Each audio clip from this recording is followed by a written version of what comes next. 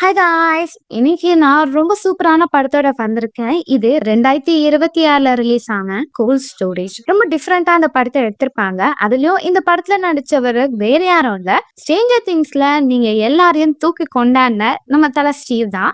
அவருக்காகவே இந்த படத்த கண்டிப்பா பார்க்கலாம்.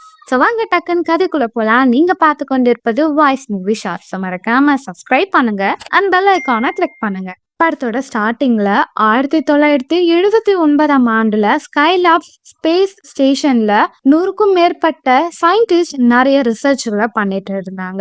அந்த நேரத்துல ஒரு மிஷன் ஃபெயிலியர் ஆனனால அந்த பொருட்கள் எல்லாமே பூமியை நோக்கி விழுந்தது. ஆனா பூமியில விழுந்த அது எல்லாமே சுக்குநூறா உடைஞ்சிருச்சு. நாசால இருக்கிறவங்களும் அது பெரிய பாதிப்பு ஏற்படாது ஏன்னா எல்லாமே வெடிஞ்சிருச்சு அப்படின்ற தகவலை சொன்னாங்க. ஆனா அது உண்மை கிடையாது. இப்போ அந்த சம்பவம் நடந்து 18 வருஷம் கழிச்சு காமிக்கிறாங்க. வெஸ்ட் ஆஸ்திரேலியால ஒரு நபர் நைட்ல வேகமா வண்டி ஓட்டிட்டு போறாரு. அங்க இருந்து டெலிபோனை எடுக்கிறாரு. ஒரு நம்பருக்கு டயல் பண்ண அது நாசா டீமை சேர்ந்தவங்க. அவங்க நாசால முன்னாடி இருந்த ஒரு சயின்டிஸ்ட்க்கு காலை கனெக்ட் பண்றாங்க. அந்த சயின்டிஸ்டும் யார் பேசுறது அப்படின்னு கேட்க அந்த வெஸ்ட் ஆப்பிரிக்கால இருக்கிற அந்த நபரும் ரொம்ப பதட்டத்துல, நீங்க கொண்டு வந்த டேங்க்னால எங்க ஊர் மக்கள் எல்லாம் செத்துக்கிட்டு இருக்காங்க, உடனடியா எங்களை எல்லாரையும் காப்பாத்துங்க காப்பாத்துங்க அப்படின்னு சொல்லிக்கிட்டே இருக்க அந்த ஃபீமேல் சயின்டிஸ்டுக்கு ஒன்னும் புரியல. சார், நீங்க யாரு, என்ன பேசுறீங்கன்றத எனக்கு தெளிவா சொல்லுங்க அப்படின்னு சொல்ல, நாசா ரிசர்ச் பண்ண ஒரு டேங்க் இங்கதான் இருக்கு, அதனால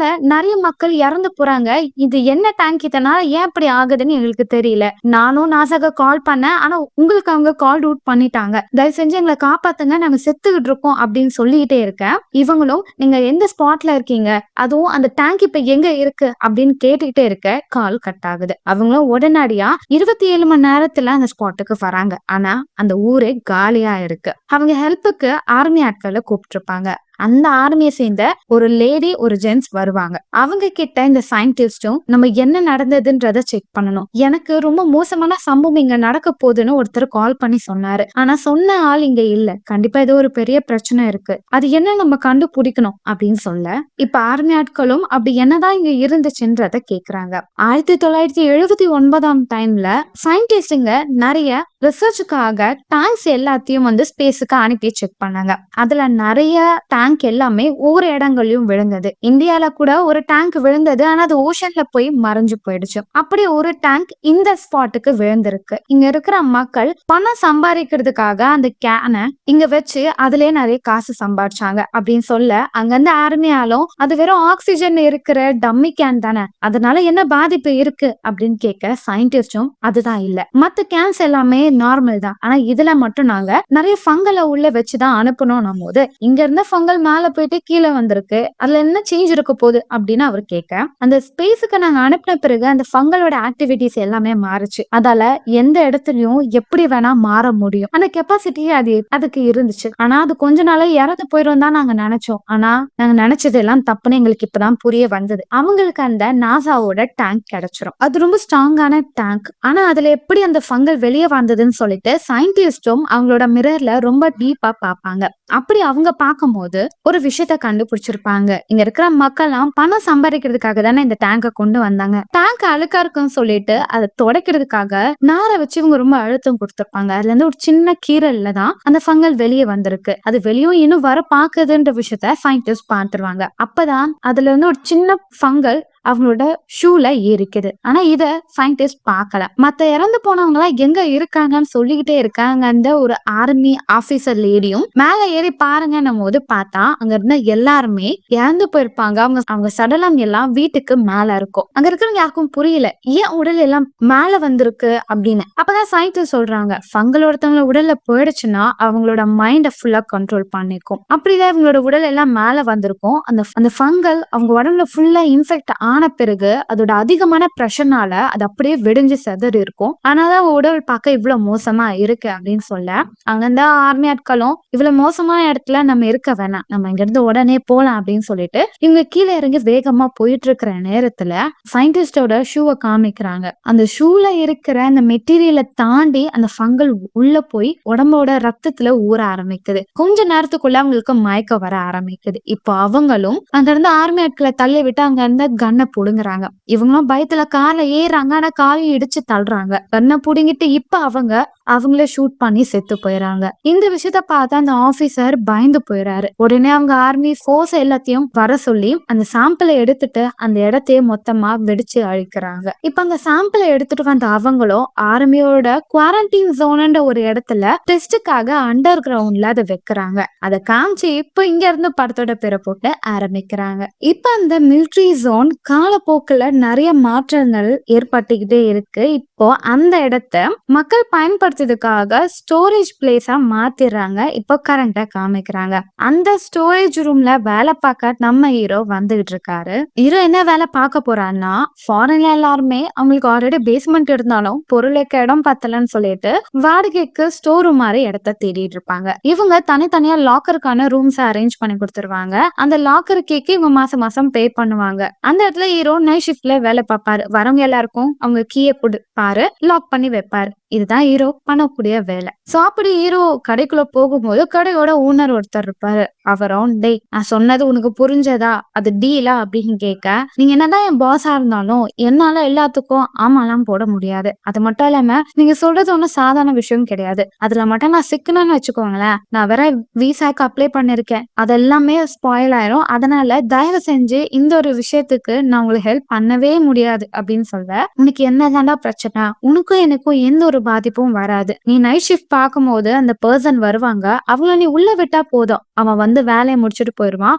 உனக்கும் எனக்கும் லாபம் தான். இந்த விஷயம் வேற யாருக்குமே தெரியாது. காதும் கண்ணும் வச்ச மாதிரி முடிச்சிடலாம் அப்படின்னு சொல்ல, நான் அதுக்கெல்லாம் ஒத்துக்க மாட்டேன் பாஸ், இது பெரிய பிரச்சனை போது நான் தானடா உன் பாஸ், நான் சொல்றது கேளு, அவன் வந்தா கதவு ஓபன் பண்ணி விடு, மத்தது எல்லாமே நான் நாளைக்கு காலை வந்து பாத்துக்கிறேன், ஏன்னா நைட்ல என்னால வர முடியாது அப்படின்னு சொல்லிட்டு, நைட்ல ஒரு பொண்ணு வேலைக்கு வருவா, அவளை ஏதாவது ரூட் விடாத, ஏன்னா அவ ஆல்ரெடி ஏன் ஆளு நான் மார்க் பண்ணிட்டேன் அப்படின்னு சொல்லிட்டு அவர் அந்த இடத்த விட்டு போறாரு. இப்ப ஹீரோவும் நைட் டியூட்டி பார்த்துட்டு இருக்காரு. அவருக்கு போர் அடிக்குது, புக்ஸ் படிச்சுட்டே இருக்கும் போது இப்ப திடீர்னு ஒரு பாட்டி உள்ள வராங்க. அவங்களுக்கு இன்னைக்கு ஆனிவர்சரினால அவங்க கணவரை சந்திக்கணும்னு சொல்லிட்டு என்னோட கீ கொடு அப்படின்னு சொல்ல அவங்களும் கொடுக்க, அவங்களும் உள்ள போவாங்க. அவங்களோட பொருட்கள் எல்லாம் இருக்கும். அவங்க கணவர் இறந்து போயிருப்பாரு. அவங்க கணவரோட புகைப்படத்தை வச்சுட்டு அவங்கள ரொம்ப மிஸ் பண்றேன்னு சொல்லிட்டு அவங்க கிட்ட ஒரு கன் இருக்கும். அந்த கன் எடுத்து அவங்களும் சாகலான்னு பாப்பாங்க. சாகிறதுக்கு முன்னாடி இங்க கொஞ்ச நேரம் தூங்கிறேன்னு சொல்லிட்டு அப்படியே அங்கேயே தூங்கிடுறாங்க. இப்ப கொஞ்ச நேரம் கழிச்ச பிறகு ஹீரோக்கு பயங்கரமான சத்தம் கேக்குது. அவர் கேமராவை பாக்குறாரு. அப்போ அங்க லேடி ஒருத்தவங்க ஒர்க் பண்ணுவாங்க. அவங்க ஜாலியா பாட்டு பாடிட்டு வேலை பார்த்துக்கிட்டே இருக்கும் போது ஹீரோ மைக்ல நான் உங்களை மீட் பண்ணணும், கீழே வாங்கன்னு சொல்ல அவங்களும் வராங்க.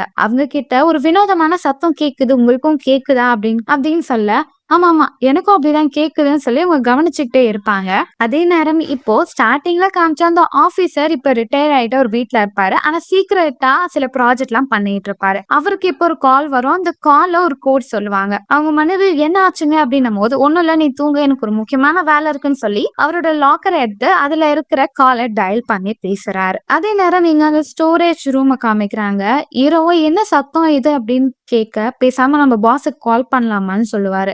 அந்த டபரா மண்டையனா, அவன் வந்து ஒன்னும் கிழிக்க போறது இல்ல, எனக்கு என்ன சத்தமா இருக்கும்னு ஐடியால நம்ம போய் பார்க்கலாமா, நான் கொஞ்சம் ஆர்வமா இருக்கேன் அப்படின்னும் போது, இல்ல வேண்டாம், பிரச்சனை எதுக்கு, நம்ம ஏதாவது பண்ணோம்னு வச்சுக்கோயேன் வேலை போயிடும், உங்களுக்கும் அந்த வேலை முக்கியம் தானேன்னு சொல்ல, எனக்கும் முக்கியம்தான், ஆனா ஆர்வத்தை அடக்க முடியலையே, என்னன்னு பார்த்து ஆகணும் அப்படின்னு சொல்லிக்கிட்டே இருக்க, அவங்களுக்கு ஒரு கால் வரும். அவங்க கணவர் தான் பேசுவாரு. நான் அப்புறம் பேசுறேன் அப்படின்னு சொல்லிட்டு இவங்க போனை கட் பண்ணிடுறாங்க. இவங்க கல்யாண விஷயம் தெரியாம ஹீரோ ரூட் விட்டுட்டு இருக்க, அந்த லேடியும் ப்ளீஸ் நம்ம இதை ஓட்ட போட்டு என்ன இருக்குன்னு பாக்கலாம், நாளைக்கு அவங்க வரதுக்குள்ள நம்ம எல்லாத்தையும் செட் பண்ணிடலாம், அதனால யாருக்கும் நம்ம மேல டவுட் வராதுன்னு சொல்லி பேசி பேசி ஹீரோ பிரைன் வாஷ் பண்ண ஒரு கட்டத்துல ஹீரோவும் சரி பாத்துடலாம் அப்படின்னு சொல்லிட்டு அந்த இடத்த உடைக்கிறாங்க. அப்படி உடைக்கும் போதுதான் அவங்களுக்கு தெரிய வருது என்னன்னா, இந்த இடத்துல ஆர்மி ஆட்கள் ஒரு ரூம அவங்க டெஸ்ட் பண்றதுக்காக வச்சுட்டு இருந்தாங்க. அதுக்கான மேப்பும் சில வேர்டும் அதுல இருக்கிறத அந்த லேடி பாப்பாங்க. அதை பார்த்து அவங்களுக்கு ரொம்ப ஆர்வமா இருக்கும். அது என்னன்னு நான் பாக்கணும்னு நினைக்கிறேன், நம்ம அந்த ரூம் கிட்ட போலாமா அப்படின்னு கேட்க, ஹீரோவும் ஏதோ நீங்க இது என்ன இருக்குன்னு பாக்கணும்னு சொன்னீங்க, நானும் அலோவ் பண்ணேன், ஆனா ரூமுக்குலாம் போவேன்னா கண்டிப்பா அது டேஞ்சரா இருக்கும், நான் வரமாட்டேன்னு சொல்ல, என்ன நீ இப்படி பயந்தாங்கொழியா இருக்க, எனக்கெல்லாம் உன்ன மாதிரி டைப் பசங்களை பிடிக்கவே பிடிக்காது, நானே போய் தனியா பாக்கன்னு சொல்லிட்டு ஹீரோவை நல்லா வெறுப்பேத்துற மாதிரி பேசி விட்டுறாங்க. ஹீரோவும் நானும் ஆரம்பத்துல வேண்டான்னு தான் நினைச்சேன், ஆனா நீங்களும் என் ஆர்வத்தை தூண்டி விட்டுட்டீங்க, சரி என்னதான் இருக்குன்னு நானும் உங்க கூட வந்து பாக்குறேன், ஆனா ரொம்ப உள்ள போக வேணாம், ஜஸ்ட் பாத்துட்டு நம்ம வந்துடலாம், என்ன இருக்கும் நமக்கு தெரியாது, நமக்கு எப்படி இருந்தாலும் டேஞ்சர் தான் சொல்ல, நீ வரன்னு சொன்னதே போதும், பா நம்ம போலான்னு சொல்லிட்டு இவங்க அந்த இடத்த தேடி போயிட்டு இருக்காங்க. அதே நேரம் அந்த மிலிட்டரி தாத்தா தாத்தாவும் அந்த சீக்ரெட்டான கோடுக்கு கால் பண்ணுவாங்க. அவங்க ஹெட் குவார்ட்டர்ஸ்க்கு கால் பண்ணுவாங்க. அந்த லேண்ட்லைன்ல ஒரு பொண்ண ஹேண்டில் பண்ணிட்டு இருப்பா. அந்த பொண்ணுகிட்ட இப்ப இவங்க டெஸ்ட்டுக்காக வச்ச அந்த பொருட்கள் இருக்கக்கூடிய இடத்தோட டெம்பரேச்சர அவர் கேட்க, டெம்பரேச்சரோட அளவு மாறிக்கிட்டே இருக்கு அப்படின்னு சொல்லும்போது, அந்த இடத்த ஒரு மிகப்பெரிய டெஸ்ட்டுக்காக ஃபங்கல வச்சிருந்தோம். அந்த ஃபங்கல் ரொம்ப மோசமானது. அது மட்டும் பரவிடுச்சுன்னா, மனுஷ இனத்தையே அது மொத்தமா அழிச்சிரும். அது ரொம்ப ஆபத்தானது. அதனால எனக்கான வெப்பன்ஸ நீங்க அரேஞ்ச் பண்ணணும்னு சொல்ல, அவங்களும் சார் நீங்க சொல்றது நம்புற மாரியே இல்லன்னும்போது, 5 வருஷத்துக்கு முன்னாடியே நான் கால் பண்ணேன். அடுத்தது 2 வருஷத்துக்கு முன்னாடியும் கால் பண்ணேன். நீங்க நான் பிரசன்ட் பண்ண பேப்பர்ஸே பார்க்கல. என்னோட பழைய ஃபைல்ஸ் எல்லாம் பாருங்க. நாங்க என்ன டெஸ்ட் பண்ணோம்ன்றது அப்பதான் உங்களுக்கு புரியும். அதோட சீரியஸா உங்களுக்கு தெரியும்ன்னும்போது, அந்த லேடியும் பேசிட்டே இருப்பாங்க. ஆனா அவங்களும் சீனியர் அத்தாரிட்டி குடுக்காம என்னால எதுவுமே உங்ககிட்ட ஹேண்ட் ஓவர் பண்ண முடியாது சார் அப்படின்னு சொல்ல, அவங்க சீனியருக்கு ரூட் பண்ணி விட்டுருவாங்க.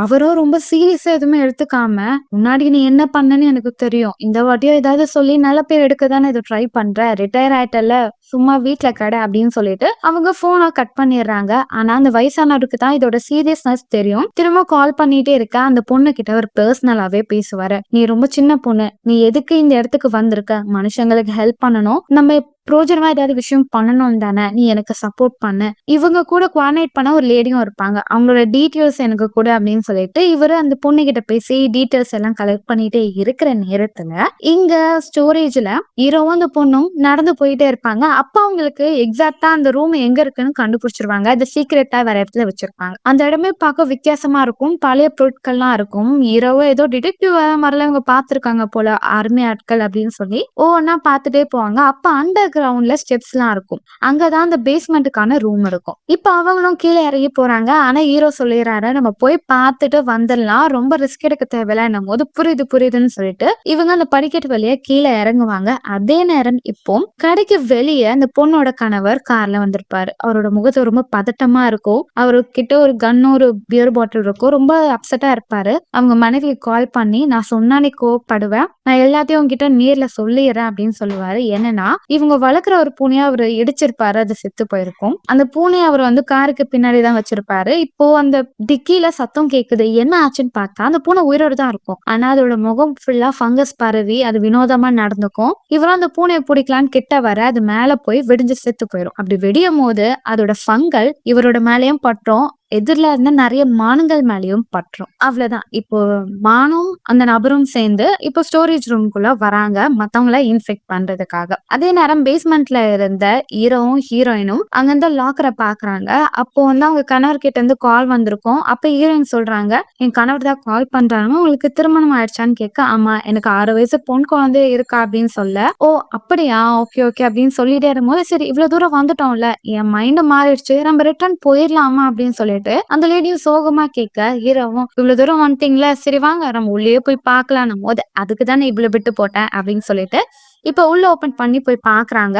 அதுக்கு உள்ள ஒரு ரூம் இருக்கும். அங்கதான் அந்த டெஸ்டுக்கான ஃபங்கல் எல்லாமே வச்சிருப்பாங்க. ஆனா அந்த இடம் ரொம்ப ஹீட்டா இருக்கும். சொல்லப்போனா ஃபங்கலுக்கு ஈரப்பதமும் கூலிங்கா இருக்கிற இடத்துல அதால சர்வைவல் பண்ண முடியும். ஆனா அது பண்ணக்கூடாதுன்னு சொல்லிதான் அந்த ரூம மட்டும் ரொம்ப ஹீட்டா வச்சிருப்பாங்க. ஆனா அந்த ஹீட்டுக்கு பக்கத்துல இருக்கிற வாட்டர் பைப் எல்லாமே ரொம்ப கூலிங்கா இருக்கும். அதனால அந்த இன்ஃபெக்ஷன் வெளிய பரவி இருக்கு. அங்க நிறைய எலிலாம் இருக்கும். அந்த எலிங்க எல்லாருக்கும் இன்ஃபெக்ஷன் பரவி அதுங்கெல்லாம் ஒண்ணா அப்படியே சுத்திக்கிட்டே இருக்கும். பார்க்க ரொம்ப வினோதமா இருக்கும். இதெல்லாம் ஹீரோ நோட் பண்ணிடுறாரு. அந்த லேடியும், "ஆமா இது ஏதோ வியாதி போல எலிங்களுக்கெல்லாம்" அப்படின்னு சொல்லிட்டு இப்ப அங்க பக்கத்துல இருக்கிற அந்த ரூம தொடுறதுக்காக போவாங்க. அந்த டோருக்கு வெளிய ஃபுல்லா ஃபங்கல் இருக்கும். இவங்க தொட போறதுக்குள்ள ஹீரோவும், "வேணா நம்ம வெளிய போயிடலாம். எதையோ தொட்றாதீங்க" அப்படின்னு சொன்ன பிறகு சரின்னு சொல்லிட்டு இவங்க கதவை லாக் பண்ணிட்டு வெளிய வந்துடுறாங்க. அப்படி இவங்க வெளிய வரும்போது பாக்குறாங்க, அந்த இடத்துல ஒரு மான் இருக்கு. அது இன்செக்ட் ஆன மான். அது அப்படியே இவங்கள பார்த்துட்டு அப்படியே லிஃப்ட் கிட்ட போகுறத ஹீரோ பார்த்துட்டு, "நான் காண்பதெல்லாம் கனவா? நிஜமா?" அப்படின்னு சொல்லிட்டு ஷாக் ஆகுறாரு. இவங்க வேண்டாம் ஏதோ ஒரு பிரச்சனை இருக்கு அப்படின்னு சொல்லிட்டு இவங்க படிக்கட்டு வழியா கீழ இறங்கி வராங்க. இப்போ அந்த ஃபங்கல் இன்ஃபெக்ஷன் எப்படி பரவ ஆரம்பிச்சதுன்னு சொல்லி பாஸ்ட்டா காமிக்கிறாங்க. ஒரு வருஷத்துக்கு முன்னாடி என்ன ஆயிருக்கும்னா, இவங்க அந்த லேபே க்ளோஸ் பண்ணிருப்பாங்க. அங்க இருந்த கண்ணாடிய உடைச்சுட்டு அந்த ஃபங்கல் வெளிய வந்திருக்கும். ஆனா அந்த உள்ள இருக்கிற ரூம் ரொம்ப ஹீட்டா இருந்தனால அது எடுத்துக்கிற டைம் ரொம்ப லாங்கா இருந்திருக்கு. அப்படியே பொறுமையா அப்படியே வெளிய வந்துகிட்டே இருந்திருக்கு.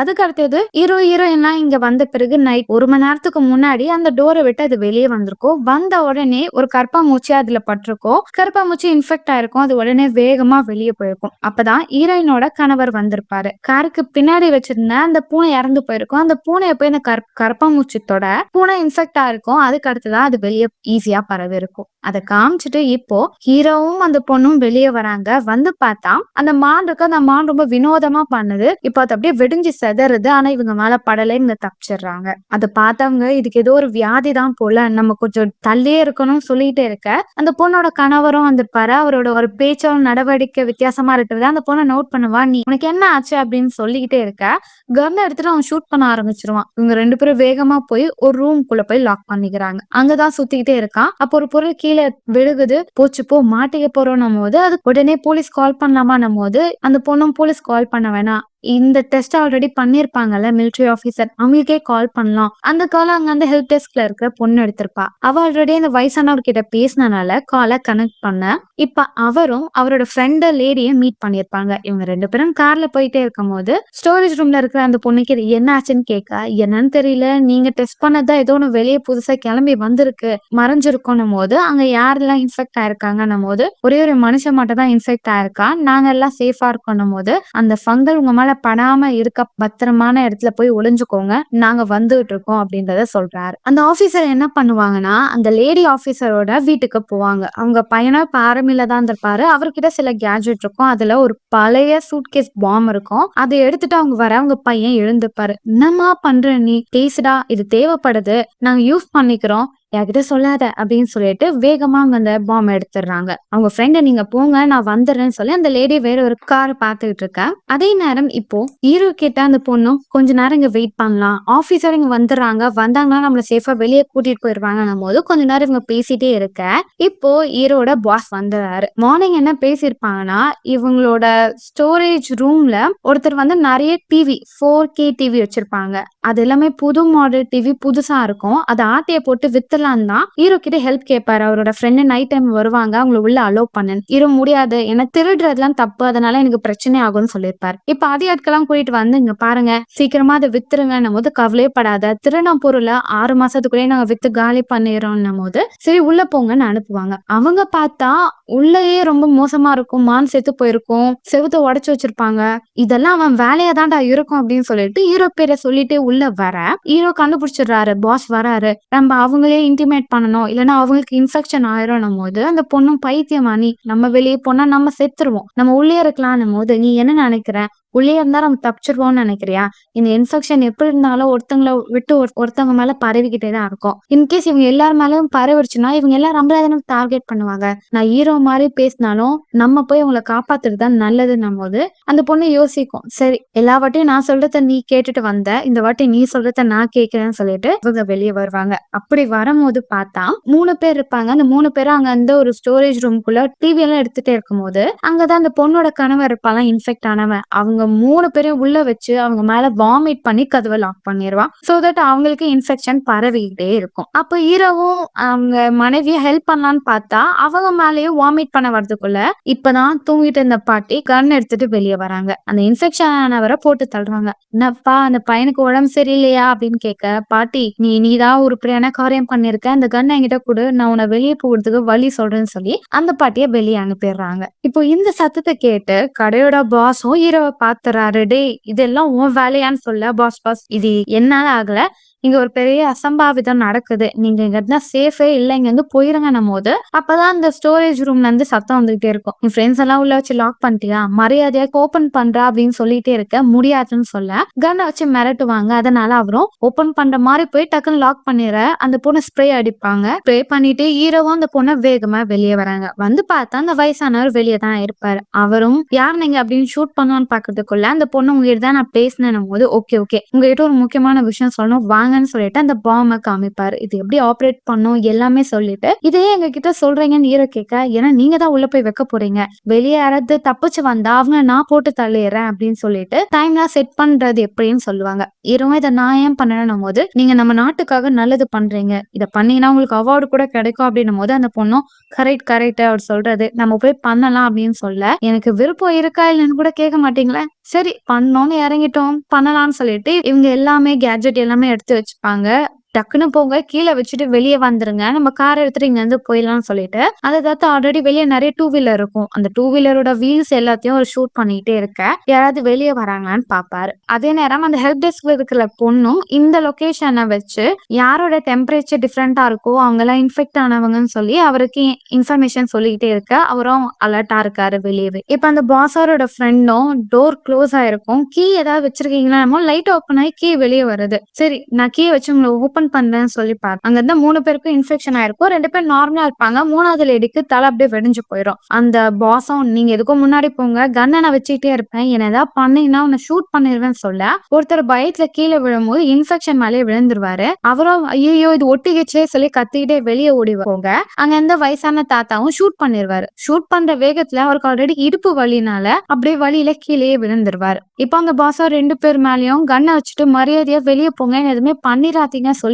வெளியே போக, வெளியே இருந்த அந்த ஆர்மி தாத்தாவும் அந்த அந்த இன்ஃபெக்ட் ஆன நபரை ஷூட் பண்ணிருவாரு. அடுத்தது உன்னதான்டா பண்ண போறேன்னும் போது பாஸ் போய் ஒழிஞ்சுப்பாரு. டேய் கிளவா என் வண்டியை எதுக்குடா ஷூட் பண்ண பாடுறா வீல்லாம் பஞ்சர் ஆயிடுச்சு இருறா வந்து உன்னை போட்டு தள்ளுறேன்னும் போது தைரியமான ஆம்பளையா இருந்தா நீ வெளியே வரன்னு சொல்லுவாரு. அதே நேரம் ஹீரோவும் அந்த பொண்ணும் வேகமா பாம்பு எடுத்துட்டு போய் கீழே வைக்கிறாங்க. வச்சுட்டு டைமர் ஆன் பண்ணலான்னு பார்த்தா ஆல்ரெடி இது ஆன்ல தான் இருக்கு. அடா பாவீங்களா இது எங்க கிட்ட சொல்லவே இல்லையேன்னு சொல்லிட்டு இப்ப வேகமா படிக்கட்டு ஏறணும். ஆனா அந்த காஸ்டியூம்னால அவனால ஏற முடியலன்னு சொல்லிட்டு அதை எடுத்துட்டு வேக வேகமா இப்ப வெளியே வராங்க. இப்ப அந்த தாத்தாவால எழுந்துக்க முடியல. இடுப்பு வலி விழுந்துட்டாரு. அந்த ஓனரும் இருறா உன்னை போட்டு தடுறேன்னு சொல்லிட்டு வெளியே வந்து தாத்தாவை கொள்றதுக்குள்ள இப்போ அவரோட ஃப்ரெண்ட் அந்த பாட்டி வந்துடுறாங்க. அவங்களும் அந்த பாஸ போட்டு தள்ளிட்டு வயசானவர் கிட்ட நான் தான் சொன்னேன்ல வயசான காலத்துல தேவையா உனக்கு அப்படின்னு சொல்லிட்டு அவரை தூக்கி நிறுத்துறாங்க. இப்ப ஹீரோவும் அந்த பொண்ணும் வேகமா வெளியே வந்துடுறாங்க. தாத்தாவும் இல்ல இல்ல நம்ம உடனே இந்த இடத்த விட்டு போயிடணும்னு சொல்லிட்டு இப்ப காரை எடுத்துட்டு வேகமா வெளியே ஓட்டிட்டே போறாங்க. பாம் வெடிஞ்சு சதுறது. இது சாதாரண பாம் கிடையாது. இது ஒரு நகரத்தையே முழுசா அழிக்கக்கூடிய பாம். அதனால இவங்க வேகமா காரை ஓட்டிட்டு முன்னாடி போய்கிட்டே இருக்காங்க. அந்த பாட்டி வேற அவங்க பையனோட காரை எடுத்துதான் வந்திருப்பாங்க.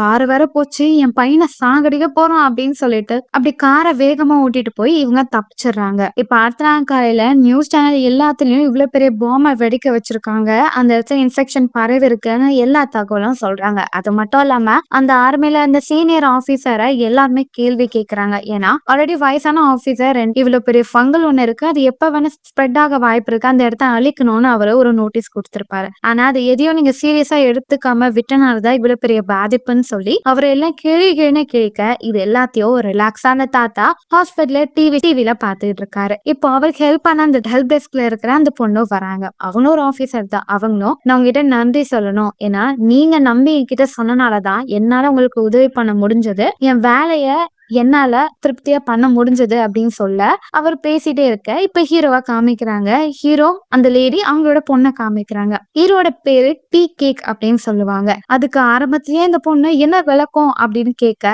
ஹீரோ அது ஒரு பெரிய கதைங்க உங்களுக்கு அப்புறம் சொல்றேன்னு சொல்லியிருப்பாரு. அந்த கதையை இப்ப சொல்றாரு. ஹீரோ ரொம்ப சின்ன பையனா இருக்கும் போது அப்ப அங்க இருந்த ஒரு ஆன்டி அவங்க ஹீரோ சின்ன பையனா இருக்கான்னு சொல்லிட்டு அவருக்கு நிறைய கேக் எல்லாம் கொடுப்பாங்க. அவங்க பேரு ஆன்டி சாரா அப்படின்னு சொல்லுவாங்க. அவங்க கிட்ட எனக்கும் கேக் ரொம்ப பிடிக்கும் நான் வாங்கி சாப்பிடுவேன். பசங்க அதெல்லாம் வச்சு எனக்கு கலாய்ச்சனாலதான் டீ கேக் அப்படின்னு சொல்லி என்ன கூப்பிடுவாங்க அப்படின்ற இந்த கதையை சொன்னதுக்கு நன்றி அப்படின்னு சொல்லிட்டு இவங்க 2 பேரும் க்ளோஸ் ஆயிடுறாங்க. அதே நேரத்துல இப்ப தூரத்துல காட்டுல எல்லா மான்களும் போயிட்டு இருக்கா. ஒரு மானுக்கு இன்ஃபெக்ஷன் ஆயிருக்கு. அது வாந்தி எடுக்குது. இதோட இந்த படத்தை முடிக்கிறாங்க. செவ்டிஞ்சு மக்களை படம் உங்களுக்கு பிடிச்சிருக்கும்னு நினைக்கிறேன். ரொம்ப சீக்கிரமா இந்த படத்தை உங்களுக்கு போட்டணும்னு நினைச்சு வேகமா சொன்னேன். உங்களுக்கு இந்த படம் பிடிச்சிருக்கும்னு நினைக்கிறேன். அடுத்த ஒரு வித்தியாசமான விறுவிறுப்பான படத்துல நான் உங்களை சந்திக்க வரேன். Until then, bye bye.